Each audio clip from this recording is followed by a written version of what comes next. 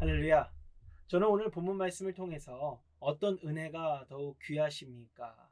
어떤 은혜가 더욱 귀하십니까? 라는 주제를 가지고 하나님께서 우리에게 주신 은혜의 말씀 나누기를 원합니다. 오늘 본문 말씀에서 예수님과 사람들은요, 지붕이 무너지고 거기서 중풍병자가 내려오는 것을 보게 됩니다. 갑자기 무슨 일입니까? 예수님께서 오셨다는 소식을 들은 중풍병자와 친구들이요, 자기 친구의 병을 낫게 해주기 위해 오다가 너무나도 많은 무리에게 막혀버린 것이요. 그래서 들어갈 수가 없게 되자 그 집을 지붕 위에 올라가서 지붕을 뜯고 중풍병에 걸린 친구를 달아서 내리는 일이 벌어진 것입니다. 참고로 오늘 본문에 나오는 중풍병자라는 것은요, 원어로는 마비가 된 사람으로 기록이 되어 있습니다. 당시 이러한 마비 증세는요, 큰 죄로 인하여 하나님께 징계를 받은 것이다 라고 여겨졌다 합니다. 그러므로 중풍병자는요, 사람들에게 부정하고 부정한 사람으로 여겨질 수밖에 없었지요. 그렇기에 지금 그들은 예수님과 거기에 모인 사람들에게 큰 신뢰를 범한 것이 됩니다.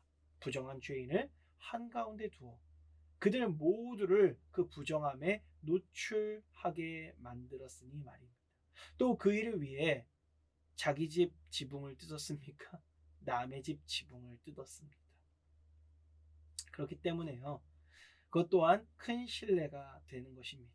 물론 그 당시 이스라엘의 집은요, 지붕으로 올라가기에도 용이했고 또 그 지붕을 뜯기에도 어렵지가 않았다라고 이야기합니다. 그러나 아무리 그렇다고 해도 남의 집 지붕을 뜯으면 됩니까? 저희 사랑하는 아들이 자꾸 집에 있는 이렇게 벽지, 장판 이런 거 뜯어버립니다. 네. 아들이 너무나도 사랑하는 아들이 그래도 너 그러면 안 돼라고 얘기하는데 모르는 사람이 와서 지붕을 뜯어버렸어요. 어떻게 되겠습니까? 그날 그 집 사람들은요, 별을 보면서 잠을 자야겠지요. 그렇기 때문에 그 자리에 모인 사람들의 분위기는요, 말 그대로요, 싸늘했을 것입니다. 그럴 수밖에 없었죠. 여러분들이 보시기에는 어떻습니까? 좋은 행위로 보이시나요? 그저 자기들의 욕심을 채우기 위해 막무가내로 행하는 무례배의 행위로 보이지는 않습니까? 그런데 오늘 본문 20절을 보니까 주님께서는 그들의 믿음을 보시고는 죄를 사하여 주셨다라고 기록이 되어 있습니다. 그러므로 사실 우리들도요, 그러한 주님의 그 사랑의 시선을 따라서 이 상황에서 그들의 행위의 무례함을 보는 것이 아니라 우리가 어디에 주목을 합니까? 은혜로운 상황에 주목하게 되는 것입니다. 그런데 당시에 이를 지켜보던 서기관과 바리새인들은요, 그 은혜의 시선을 따라가지 못했어요. 그래서 마음이 매우 불편했다라고 기록이 되어 있습니다. 물론 이러한 중풍병자와 내 친구들의 행위에도 매우 불편했었겠지만 무엇보다 우리 바리새인들과 서기관들이 제일 불편했던 게 뭐였을 것 같습니까? 성경에 기록된 대로 예수님의 반응이었어요. 예수님의 반응이요, 그들의 입장에서 생각했을 때는 신성모독에 해당하기 때문이었습니다. 앞서 말씀드렸던 것처럼요, 당시 사람들의 관점에서 마비병은 어떤 거라고요? 큰 죄로 인해 받은 하나님의 징계였다라는 것이죠. 그렇게 부분적인 마비만 와도 사람들이 부정한 것 아닌가 생각해 보세요. 한 나라의 왕이 어떤 사람에게 너 혼나 하고 징계를 줬습니다. 너 잘못했어 하고 징계를 줬어요. 큰 징계를 줬습니다. 그것만, 그 사람이 징계를 왕에게 받았다라는 그 사실만으로도 그 사람과 가까이 지내기 불편할 텐데 하나님께 징계를 받은 부분이 있다면 어떻게 여기겠습니까? 그 사람을요, 가까이 하고 친하게 지내고 막 그렇게 달갑게 여길 수 있겠습니까? 그러기가 어려웠을 것이다 라는 것입니다. 그러므로 사람들이 얼마나 불편하게 느꼈겠습니까? 게다가 그가 와서 한 거라고는요, 누운 채로 천장에서 떨어진 게 다였어요. 심지어 그것마저도 자기가 했습니까? 아니요. 순전히 친구들의 도움을 받아서 된 거예요. 그런 상황에서 그렇게 아무런 자격이 없는 그 상황에서 우리 주님께서 갑자기 하나님께서만 주실 수 있다는 그 죄사함을 그에게 주시는 것입니다.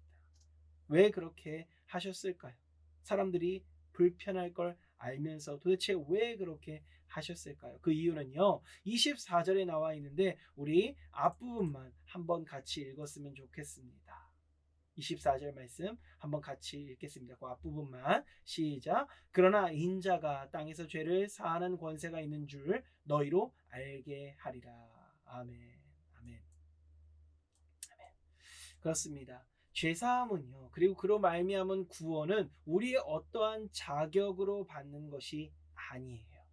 그저 주님께서 용서할 권세로 주시는 일방적인 선물이다.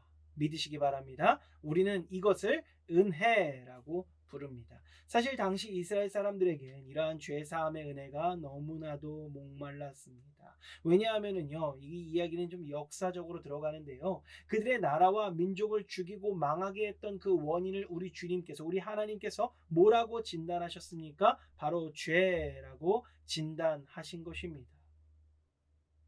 그리고 더불어서 모든 인생이요, 고통받다가 죽을 수밖에 없는 근거를 우리 하나님께서 친히 창세기에 무엇이 우리가 그렇게 고통받다 죽을 수밖에 없다라고 진단하셨습니까? 바로 그 또한 죄였습니다. 그렇다면 성경에서 하나님께서 말씀하신 그 죄라는 것의 정체는 무엇일까요? 그것은 이사야서 1장 2절에서 5절까지 말씀에 기록되어 있습니다. 그 말씀을 지금 읽어드리지는 않겠습니다. 그 말씀은요, 요약하자면 하나님을 주님으로 인정하지도 않고 또한 하나님에게서 멀어졌었던 그것이 있었다. 그것이 바로 죄다라고 정의하고 있는 것입니다. 여기서 멀어졌다라는 것은요, 단순히 물리적으로 거리가 멀어졌다는 것이 아닙니다. 하나님께서 명하신 것을 인간이 무시하고 자기 마음대로 살았다라는 것을 의미하고 있죠. 그리고 그 죄의 대가가 무엇입니까? 사망인 것입니다. 그러므로 오직 구원은요, 죄 사함에서 올 수밖에 없는 것입니다. 그 죄를 해결하는 데서 하나님의 구원이 시작되고 생명이 시작되고 영원한 나라가 시작되는 줄로 믿으시기 바랍니다. 하나님께서는요, 그 죄사함을 해결해 주기 위해서 이사야서 1장 18절 말씀에 오라라고 명령하고 계십니다. 그렇게 와서 변론하자라고 이야기하시는 것이죠. 그러면 그 죄를 양털같이 또한 눈과 같이 희게 하여 주시겠다라는 것입니다. 주님의 말씀의 요점은 뭐예요? 어쨌든 죄 용서 받으려면 일단 하나님 앞에 나와야 한다는 것이지요. 비록 그가 죽을 죄인이다 할지라도 말입니다. 그런데 사람들이요, 이 은혜의 말씀을 받고도요, 잘 받아들이지를 못해요. 이상하기 때문에 그렇습니다. 어떤 부분이 이상합니까? 일반적으로요, 법정에서 죄가 있는 자가 재판장 앞에 나오면 어떻게 됩니까? 죄가 있어요. 그래서 재판장 앞에 나왔어요. 그 죄가 확실해요. 칭찬받습니까? 아닙니다. 그 사람은요, 재판장 앞에 나아가는 즉시 그 죄의 대가를 치러야 됩니다. 그런데 하나님께서는요, 오히려 반대로 재판장 앞에 나오면 그 죄를 용서하겠다라고 얘기하시는 거예요. 이게 상식이 맞습니까? 아닙니다. 게다가 만약에 재판장이 그렇다면 그 재판장을 공의롭다라고 말할 수도 없다라는 것이죠. 그런데 하나님께서요, 그렇게 하시겠다라는 거예요. 왜 그렇게 하십니까? 이유는 딱 하나입니다. 하나님께서 이것을 원하시기 때문에 그렇다라는 것을 우리는 알고 있습니다. 하나님께서는요, 그저 그 죄사함을 통하여 우리가 하나님의 온전한 백성, 온전한 자녀로 회복되지기를 간절히 원하시는 거예요. 그러나 이스라엘은요, 이와 같이 구원의 은혜를 받고 주님 앞에 나오는 것보다는 이제라도 내가 하나님 법을 지킬게요 라고 하는 것이죠. 내가 이제라도 그동안에는 하나님의 법을 못 지켰지만 이제라도 지켜서 주님의 구원의 자격을 얻겠습니다 라고 이야기하는 것입니다. 그리고 그 다음에 내가 하나님 앞에 나아갈게요. 우리는 이것을 뭐라고 부릅니까? 율법주의라 라고 이야기합니다. 어떻게 보면 오히려 이것이요, 더 경우에 맞는 행동인 것 같습니다. 그러나 문제는 무엇입니까? 이미 율법으로 인하여서 죄인으로 판결받은 우리에게는 그런 기회가 없다는 것이지요. 예를 들면요, 죄가 있어서 감옥에 들어간 사람이 있어요. 근데 그 사람이 그 안에서 법을 잘 지켜요. 갑자기 막 착하게 살아요. 불우한 이유도 좋습니다. 그러면 감옥 문이 갑자기 열리면서 그 죄값에서 자유로워집니까? 너는 이제 자격이 있구나라고 얘기합니까? 아닙니다. 감옥 들어오기 전에 했어야죠. 죄값을 시작하기 전에 했어야죠. 그러나 감옥에 들어온 이후에는 그런 기회가 없다라는 것입니다. 그럼 그 죄인이 죄값에서 자유해지는 방법이 뭐가 있죠? 그 감옥 안에서. 첫 번째, 대가를 다 치러야죠. 두 번째, 판사가 그 죄를 선고한 형벌을 선고한 판사가 스스로 내가 틀렸습니다라고 인정하는 거죠. 그러나 만약 이런 일이 있다면 판사는 판사로서 자격과 위엄을 잃게 되므로 그 뒤집은 판결 또한 의미가 없어집니다. 그러므로 그 판사의 손에서 떠나서 다른 판사를 통해서 재판이 진행될 수밖에 없는 것이죠. 그러므로 이미 아담 안에서 죄인이 되었을 뿐만 아니라 태어나서도 삶으로 스스로 죄인임을 입증하고 있는 우리 인생에 그 받은 대가가 있잖아요. 그 뭐예요? 바로 사망이죠. 그 사망이라는 죄의 멍에를 지고 살아갈 수밖에 없다라는 것입니다. 그렇기 때문에 인간은요, 실상 죽은 자가 되어 버렸다는 것입니다. 그런데 정말 여기에 더해서 기가 막힌 반전이 일어나죠. 예. 어떤 것입니까? 죽은 자가 된 우리들에게 어떤 반전이 일어나는 것입니까? 하나님의 마음이라는 반전이 일어납니다. 주님께서 그와 같이 우리가 죽은 것이 너무 아프신 거예요. 그 죄의 값을 그러므로 대신 지겠다라고 등장하시는 것입니다. 이것이 바로 십자가의 복음이고요. 대속의 은혜라고 부르는 것입니다. 그러므로 그러한 대속의 십자가를 지시는 예수님께는요, 누구든지 원하시면 죄를 용서하실 수 있는, 죄를 사하여 주실 수 있는 공의로운 권세가 있으시다라는 것입니다. 오늘 본문 23절에서는요, 주님을 향하여 신성모독이다 라며 진짜 신성모독을 하는 그런 자들을 향하여서 우리 주님께서 아주 중대한 질문을 던지십니다. 죄 사함을 받았다는 말과 일어나 걸어가라 라는 말 중에 어떤 것이 더 쉽겠느냐라는 것이죠. 여기서 어떤 것이 더 쉽겠느냐라는 말을 원어로 보니까요, 어떤 것의 수고가 덜 하겠느냐라는 의미를 가진다고 합니다. 단순히 어떤 것이 더 말하기 편할 것 같냐라는 질문이 아니라는 거예요. 이것은요, 병고침이라는 것을 위한 수고와 죄사함이라는 것의 수고 중에 어떤 것이 더 수고스럽겠냐라는 그러한 질문이다라는 것입니다. 주님의 사랑을 받고 계신 성도 여러분, 과연 어떤 수고가 주님께 더 컸을까요? 바로 죄사함의 수고, 그 채찍을 맞으시며 십자가를 지시고 수치를 당하시는 가운데 우리의 죄의 대가를 대신 지시기 위하여 하나님이신 예수 그리스도께서 죽으셔야 했었던 수고라는 것입니다. 그런데요, 사람들은요, 여전히 중풍병자가 일어나 집으로 돌아간 것을 바라보며 하나님께 영광을 돌렸다라고 이야기하고 있습니다. 물론 이 또한 너무나도 귀한 일입니다. 한 사람이 새 삶을 시작할 수 있었으니까 말입니다. 또한 많은 사람들이 하나님의 능력을 보고 하나님께 찬양을 드리게 되었으니 말입니다. 아마 이 또한 하나님께서 베푸시는 은혜의 한 구절이었을 것입니다. 그러나 정작 그 한가운데 서 계신 성삼위 하나님은요, 좀 답답하셨을 것 같습니다.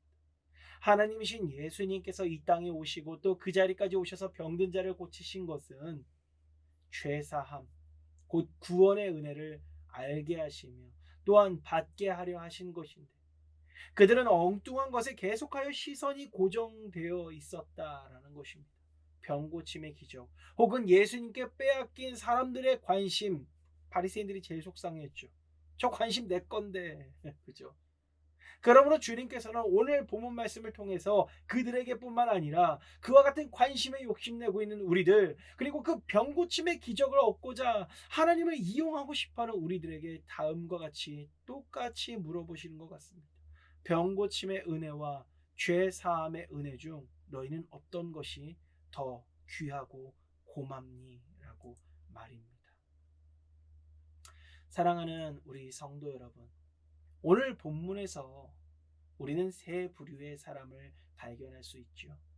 사람들에게 인정받는 바리새인과 율법 교사들, 그리고 호기심으로 모여든 많은 무리들, 그리고 병고침이라는 목적을 위해 달려드는 그 사람들과 친구 중풍병자, 침상에 달려 천장에서 떨어진, 네, 그 사람이 무슨 잘못이 있겠어요. 어쨌든 그러한 세 부류의 사람들이 있습니다. 그리고 그 가운데 우리 주님과 하나님의 능력이 함께 계심도 우리는 발견할 수 있습니다. 우리 주님께서 그러한 막무가내의 사람들, 우리가 지금 보면 참 그렇지 않습니까? 그 안에 서로 뭐 바리새인 내가 더 잘났지, 서기관 내가 잘났지, 율법 교사가 역시 최고지 막 이러면서, 그죠? 막 있고 저기 무리들 막 모여가지고 와 우리 사람 이렇게 많이 모였어 하면서 좋아하고 있을 사람도 있었고요.